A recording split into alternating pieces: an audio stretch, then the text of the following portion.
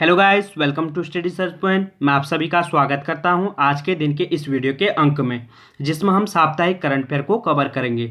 दोस्तों, सप्ताह भर के करंट अफेयर से संबंधित जितने भी महत्वपूर्ण क्वेश्चन हैं उन सभी को हम वीडियो के माध्यम से आपके लिए लेके आए हैं। दोस्तों, यदि आपको इसकी PDF चाहिए तो आप हमारे टेलीग्राम में जाकर उसे डाउनलोड कर सकते हैं। दोस्तों, वीडियो को अंत तक देखें। अंत में जीके स्टडी से संबंधित महत्वपूर्ण चैप्टर भी कराया जा रहा है, जिसमें हम अंतर्राष्ट्रीय संगठन और उसके अंतर्गत संयुक्त राष्ट्र संघ के बारे में जानेंगे, जो कि सभी परीक्षा के लिए महत्वपूर्ण होगा। दोस्तों, वीडियो को एक बार अंत तक जरूर देखें। इसी के साथ शुरू करते हैं आज के दिन के करंट अफेयर के पहले क्वेश्चन से। पहला क्वेश्चन है, विश्व दूरसंचार दिवस मनाया गया। दोस्तों, हर साल 17 मई को विश्व दूरसंचार दिवस के रूप में मनाया जाता है। दोस्तों, पहली बार दूरसंचार दिवस 1969 ईस्वी में मनाया गया था और 17 मई 1865 को अंतर्राष्ट्रीय दूरसंचार संघ की स्थापना हुई थी, जिस कारण इसके स्थापना वर्ष के रूप में प्रत्येक वर्ष 17 मई को विश्व दूरसंचार दिवस के रूप में मनाया जाता है। दोस्तों, विश्व दूरसंचार दिवस आखिर बनाया क्यों जाता है? दोस्तों, इंटरनेट और प्रौद्योगिकी के द्वारा वैश्विक स्तर पर जो सामाजिक परिवर्तन आया है, उसी को जागरूक करने के उद्देश्य से हर साल 17 मई को अंतर्राष्ट्रीय दूरसंचार दिवस के रूप में मनाने की घोषणा की गई है। ठीक है दोस्तों, अब मई मंथ के जितने भी दिवस आए हैं उनका यहाँ पर एक बार रिवीजन कर लेते हैं। दोस्तों, 1 मई को अंतर्राष्ट्रीय श्रमिक दिवस के रूप में मनाया गया था। 3 मई को वर्ल्ड प्रेस फ्रीडम डे के रूप में मनाया गया था। 4 मई को अंतर्राष्ट्रीय अग्निशमन दिवस के रूप में मनाया गया था। 5 मई को अस्थमा दिवस के रूप में मनाया गया था।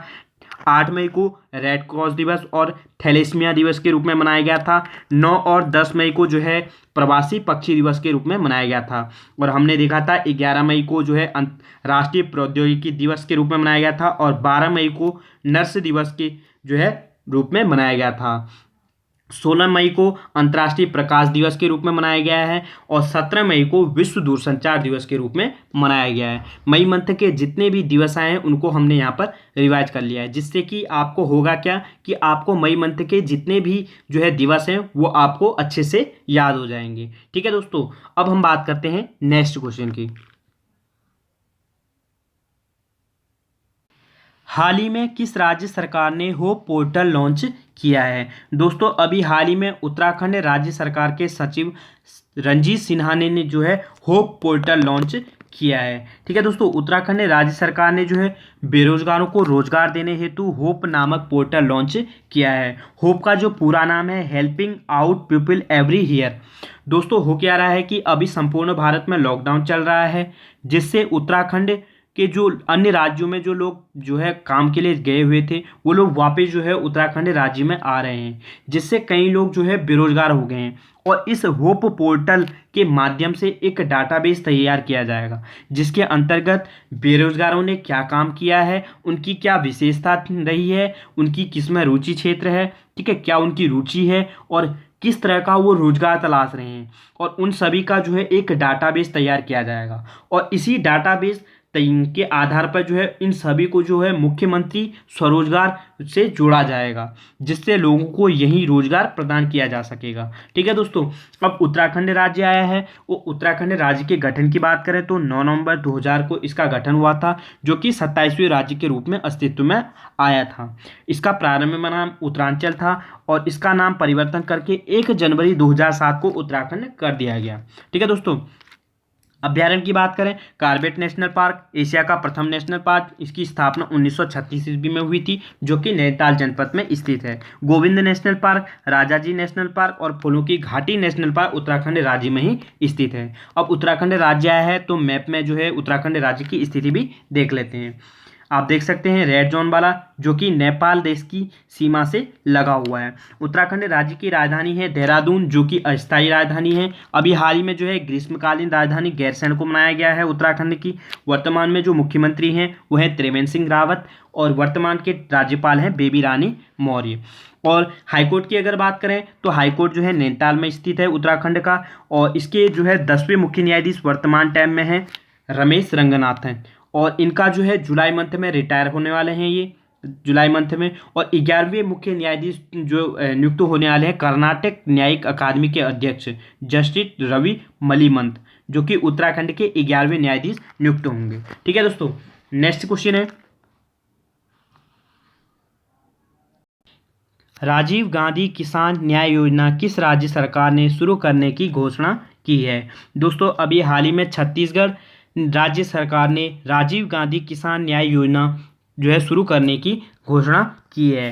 दोस्तों छत्तीसगढ़ राज्य ने जो है फसल उत्पादन को प्रोत्साहन करने के लिए जो है राजीव किसान न्याय योजना का शुभारंभ किया है। दोस्तों मुख्यमंत्री भूपेश बघेल ने जो है फसल उत्पादन को प्रोत्साहन करने और कृषि सहायता हेतु इस योजना का शुभारंभ किया है, जिसके तहत जो है किसानों को जो है बीज उपलब्ध कराए जाएंगे। और छत्तीसगढ़ राज्य आया है तो इसके बारे में देख लेते हैं। छत्तीसगढ़ राज्य का जो गठन हुआ था 9 नवंबर 2000 को हुआ था, जो कि 26वें राज्य के रूप में अस्तित्व में आया था। अभ्यारण्य की बात करें, इंद्रावती राष्ट्रीय उद्यान और सीता नदी अभ्यारण्य छत्तीसगढ़ राज्य में ही स्थित है। और भिलाई इस्पात कारखाना जो कि द्वितीय पंचवर्षीय योजना के तहत 1955 ईस्वी में स्थापित किया गया था सोवियत संघ रूस के सहयोग से। यहाँ पर डेट गलत लिख दिया, आप इसको सही कर लेना, 1955 ईस्वी में। ठीक है, द्वितीय पंचवर्षीय योजना के तहत भिलाई इस्पात कारखाना छत्तीसगढ़ राज्य में स्थापित किया गया था सोवियत संघ रूस के सहयोग से। पंचवर्षीय योजना की बात करें, द्वितीय पंचवर्षीय योजना जो कि 1956 से 1961 ईस्वी तक चली है, द्वितीय पंचवर्षीय योजना। इसके तहत जो है 3 कारखाने स्थापित किए गए थे। पहला था भिलाई इस्पात कारखाना जो कि 1955 ईस्वी में सोवियत संघ रूस के सहयोग से स्थापित किया गया था। दूसरा था राउरकेला जो कि उड़ीसा में जो है जर्मन के सहयोग से स्थापित किया गया था। तीसरा था दुर्गापुर, 1956 में जो है ब्रिटेन के सहयोग से पश्चिम बंगाल में स्थापित किया गया था। ठीक है दोस्तों, आपसे पूछा जाएगा भिलाई इस्पात कारखाना जो है कहाँ द्वितीय पंचवर्षीय योजना के दौरान कब स्थापित किया गया? 1955 ईस्वी में। या कहाँ स्थापित किया गया था? छत्तीसगढ़ राज्य में। अब छत्तीसगढ़ राज्य है तो भारत के मैप में छत्तीसगढ़ राज्य की स्थिति भी देख लेते हैं। आप मैप में देख सकते हैं रेड जोन वाला, यह है छत्तीसगढ़ राज्य।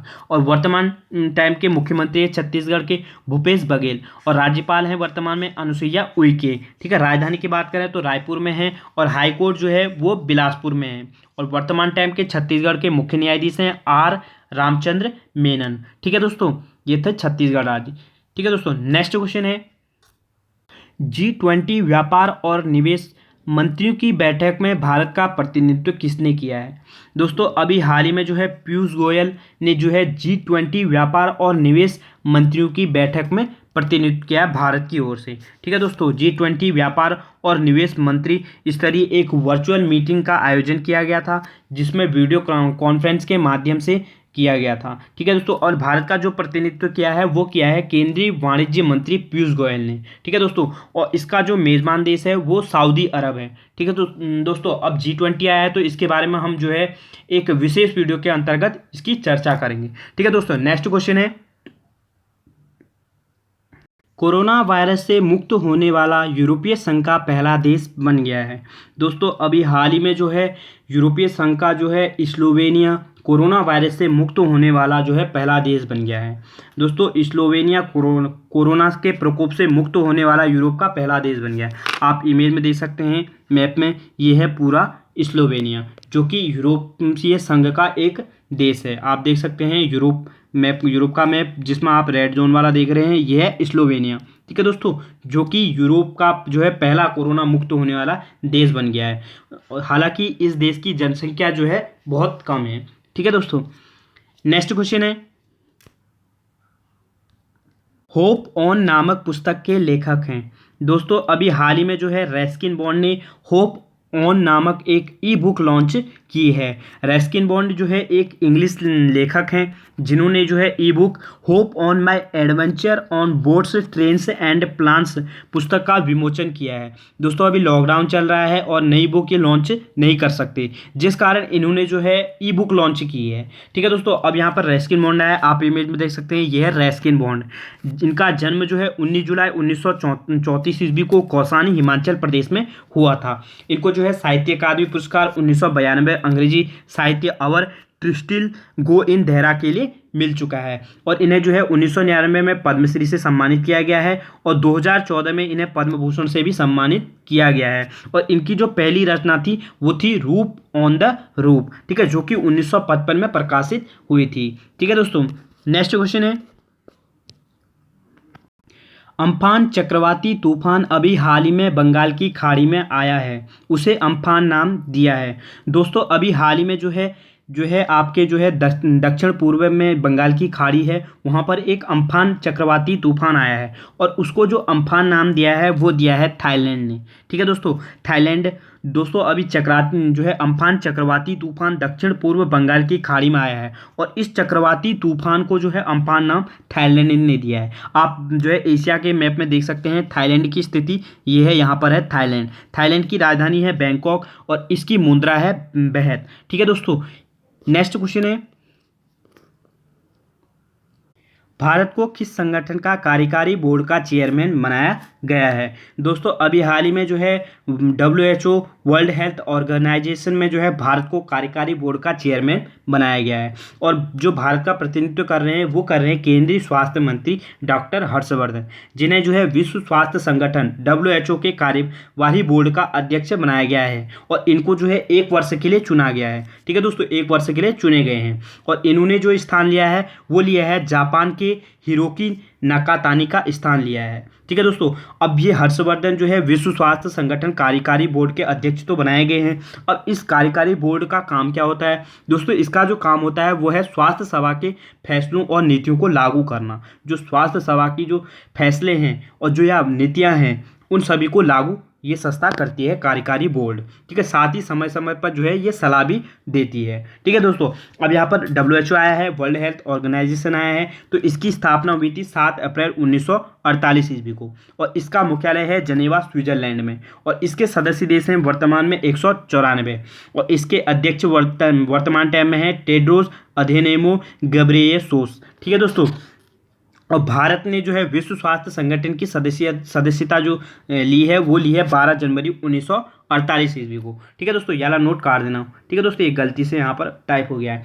तो भारत ने जो विश्व स्वास्थ्य संगठन की जो सदस्यता हासिल की है वो की है 12 जनवरी 1948 ईस्वी को। ठीक है दोस्तों, नेक्स्ट क्वेश्चन है, किस देश ने रविंद्रनाथ टैगोर की 159वीं जयंती पर अपने देश की सड़क का नाम टैगोर स्ट्रीट किया है? दोस्तों अभी हाल ही में जो है इजराइल ने जो है रविंद्रनाथ टैगोर की 159वीं जयंती को जो है श्रद्धांजलि अर्पित करने के लिए अपने जो है एक सड़क का नाम बदलकर जो है टैगोर स्ट्रीट किया है। ठीक है दोस्तों, और रविंद्रनाथ टैगोर को 1913 ईस्वी में जो है नोबेल पुरस्कार से भी सम्मानित किया गया है, जिन्हें गीतांजलि के लिए जो है नोबेल पुरस्कार दिया गया है 1913 ईस्वी में। ठीक है दोस्तों, अब यहाँ पर इजराइल आया है, तो इजराइल की बात करें तो इजराइल जो है की राजधानी है जेरूसलम और इसकी मुद्रा है न्यू शेके और वर्तमान टाइम के प्रधानमंत्री है नेतन्याहू। आप देख सकते हैं मैप में, ये है हमारा प्यारा भारत। ठीक है दोस्तों, ये है Pakistan, Iran, Iraq, Syria, Jordan. ठीक है दोस्तों, सीरिया और जॉर्डन के बगल में एक छोटा सा है यहाँ पर ये है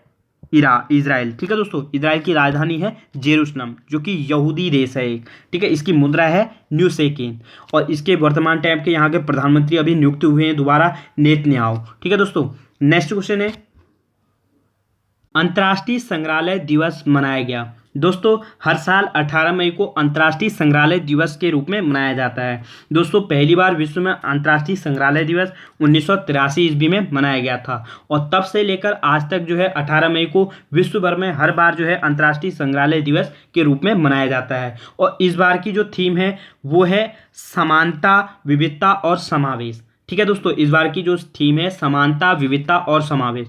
और जो अंतर्राष्ट्रीय संग्रहालय दिवस मनाया जाता है वो मनाया क्यों जाता है दोस्तों? दुनिया भर के सभी देशों की संस्कृति और सभ्यता के संरक्षण के लिए तथा उनके प्रचार प्रसार के लिए इस दिवस को मनाया जाता है। ठीक है दोस्तों, अंतर्राष्ट्रीय संग्रहालय दिवस को। अब यहाँ पर मई मंथ के दिवस आए हैं, तो मई मंथ के अभी तक के जितने भी दिवस आए हैं उसको एक बार हम और रिवाइज कर लेते हैं। दोस्तों 1 मई को अंतर्राष्ट्रीय श्रमिक दिवस, 3 मई को वर्ल्ड प्रेस दिवस, 4 मई को अंतर्राष्ट्रीय अग्निशमन दिवस, 5 मई को अस्थमा दिवस। ठीक है दोस्तों, 7 मई को एथलेटिक दिवस। ठीक है, 8 मई को रेड क्रॉस दिवस और थैलेसीमिया दिवस। 9 और 10 मई को जो है प्रवासी पक्षी दिवस मनाया गया था। 11 मई को राष्ट्रीय प्रौद्योगिकी दिवस, 12 मई को नर्स दिवस और जो है 16 मई को अंतर्राष्ट्रीय प्रकाश दिवस और 17 मई को अभी मनाया था हमने अंतर्राष्ट्रीय दूरसंचार दिवस। ठीक है, अब ये 18 मई को मनाया गया है अंतर्राष्ट्रीय संग्रहालय दिवस। ठीक है दोस्तों, next question, family safety app launch किया है। दोस्तों अभी हाल ही में माइक्रोसॉफ्ट कंपनी के द्वारा जो है एक फैमिली सेफ्टी ऐप लॉन्च किया गया है और इस सेफ्टी ऐप से जो है पेरेंट्स अपने बच्चों की स्क्रीन टाइम मैनेजमेंट कर सकेंगे, साथ ही बच्चे भी जो है पेरेंट्स की एक्टिविटी को देख सकेंगे,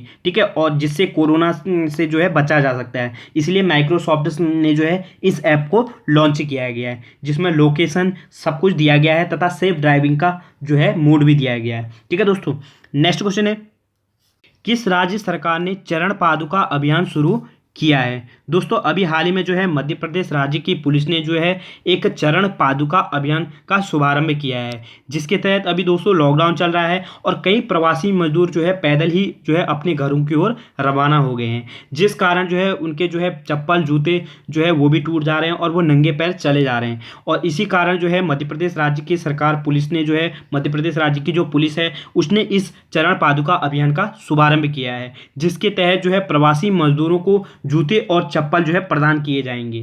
ठीक है दोस्तों, अब यहाँ पर मध्य प्रदेश राज्य आया है तो इसके बारे में भी जान लेते हैं। दोस्तों मध्य प्रदेश राज्य का गठन जो है 1 नवंबर 1956 ईस्वी को हुआ था। मध्य प्रदेश की राजधानी की बात करें तो भोपाल स्थित है और हाईकोर्ट है जबलपुर। अभ्यारण्य की बात करें, कान्हा-किस्ली national park, Bandhavgarh national park, पेंच बाग अभ्यारण्य और पन्ना बाग अभ्यारण्य जो है मध्य प्रदेश राज्य में ही स्थित है। परियोजना की बात करें तो गंगा सागर परियोजना जो कि चंबल नदी पर मध्य प्रदेश राज्य में ही बनी हुई है। ठीक है दोस्तों, अब भारत के मैप में आप मध्य प्रदेश राज्य की स्थिति देख सकते हैं। ये है मध्य प्रदेश राज्य, रेड जोन वाला। मध्य प्रदेश के वर्तमान टाइम के जो मुख्यमंत्री हैं शिवराज सिंह चौहान और वर्तमान टाइम के राज्यपाल हैं लालजी टंडन। ठीक है दोस्तों, नेक्स्ट क्वेश्चन है, हाल ही में हरिशंकर वासुदेव का निधन हुआ है, उनका संबंध किससे है? दोस्तों अभी हाल ही में जो है हरिशंकर वासुदेवन का निधन हुआ है, जो कि एक प्रसिद्ध इतिहासकार हैं जिनका जो है कोविड-19 के संक्रमण के कारण जो है अभी हाल ही में निधन हो गया है। ठीक है दोस्तों, नेक्स्ट क्वेश्चन है, 2020 में होने वाले फीफा अंडर 17 महिला विश्व कप को किस वर्ष के लिए स्थगित कर दिया गया है?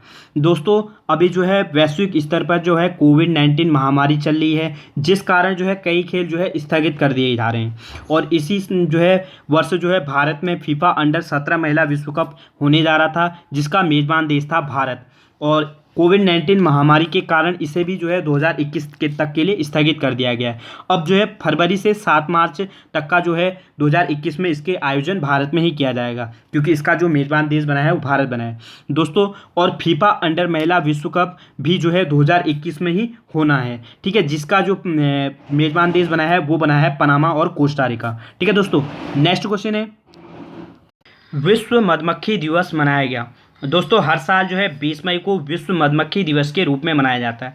आखिर विश्व मधुमक्खी दिवस मनाया क्यों जाता है? दोस्तों परागणों जैसे कि मधुमक्खी, तितली, चमगादड़, चिड़िया, इन सभी के महत्व के बारे में जागरूकता फैलाने के उद्देश्य से संयुक्त राष्ट्र संघ ने 20 मई को मधुमक्खी दिवस के रूप में मनाए जाने का फैसला लिया था और तब से लेकर आज तक जो है 20 मई को हर वर्ष जो है विश्व मधुमक्खी दिवस के रूप में मनाया जाता है। दोस्तों अब यहाँ पर मई मंथ के जितने भी आपने जो है दिवस पढ़ लिए हैं उनका एक बार रिवीजन अवश्य करें, जिससे होगा क्या कि आप लोगों को जो है मई मंथ के जो दिवस हैं वो अच्छे से याद हो जाएंगे। अब हम बात करेंगे अंतर्राष्ट्रीय संगठन, जिसके अंतर्गत हम संयुक्त राष्ट्र संघ के बारे में चर्चा करेंगे। ठीक है दोस्तों, अब हम बात करेंगे संयुक्त राष्ट्र संघ। जीके स्टडी पॉइंट अंतर्राष्ट्रीय संगठन के अंतर्गत सबसे पहले हम टॉपिक देखेंगे संयुक्त राष्ट्र संघ, यूएनओ। यूएनओ की फुल फॉर्म होती है यूनाइटेड नेशन ऑर्गेनाइजेशन। इसकी स्थापना आखिर क्यों की गई थी इसके बारे में हम चर्चा करेंगे।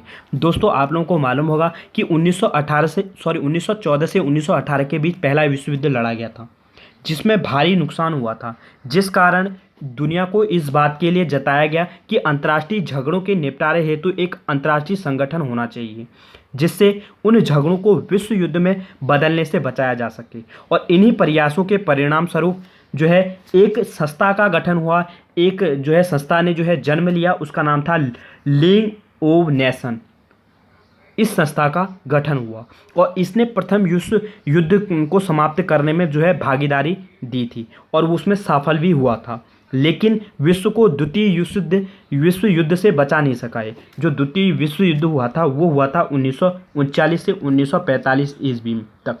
और इस द्वितीय विश्व युद्ध को होने से जो है लीग ऑफ नेशन, ये जो संस्था बनाई गई थी, इस संस्था का जो गठन हुआ था ये इस युद्ध को होने से नहीं बचा पाई, जिस कारण इसी लीग ऑफ नेशन के उत्तराधिकारी के रूप में संयुक्त राष्ट्र संघ की स्थापना हुई थी। ठीक है दोस्तों, तो आपसे पूछा जाएगा कभी कि संयुक्त राष्ट्र संघ की स्थापना निम्न में से किस उत्तराधिकारी के रूप में हुई थी, तो वो हुई थी लीग ऑफ नेशन के रूप में। ठीक है दोस्तों, इसका जन्म हुआ था और इसी लीग ऑफ नेशन के उत्तराधिकारी के रूप में संयुक्त राष्ट्र संघ की स्थापना हुई थी। और अगस्त 1941 ईस्वी में अमेरिका के राष्ट्रपति रूजवेल्ट और ब्रिटेन के प्रधानमंत्री चर्चिल ने अटलांटिक चार्टर पर हस्ताक्षर किया ताकि इस संस्था का गठन हो सके। इसके बाद फरवरी 1945 ईस्वी में याल्टा सम्मेलन हुआ और इस सम्मेलन में जो है अंतर्राष्ट्रीय संगठन के बारे में संयुक्त राष्ट्र संघ का सम्मेलन किया गया था।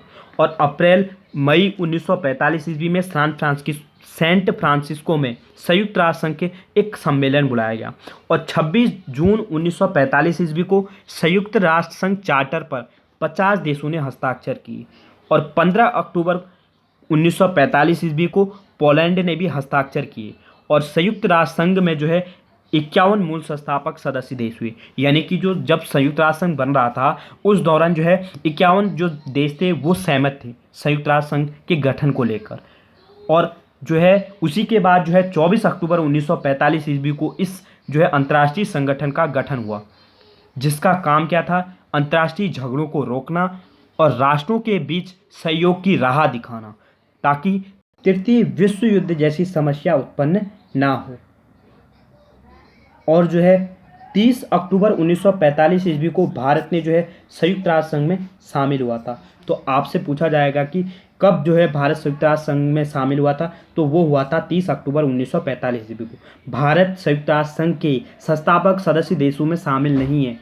स्थापना के बाद जो है 30 अक्टूबर 1945 ईस्वी को भारत ने संयुक्त राष्ट्र संघ की जो है संघ में शामिल हुआ था। ठीक है दोस्तों, तो आपसे पूछा जाएगा कुछ भी तो आपको जो है पता होना चाहिए कि किसकी स्थापना कब हुई थी। ठीक है दोस्तों, तो संयुक्त राष्ट्र संघ का जो स्थापना हुई थी, गठन हुआ था 24 अक्टूबर 1945 ईस्वी को हुआ था और इसका मुख्यालय था न्यूयॉर्क में और मैनहट्टन द्वीप पर 29 मंजिला भवन पर इसका मुख्यालय बनाया गया है।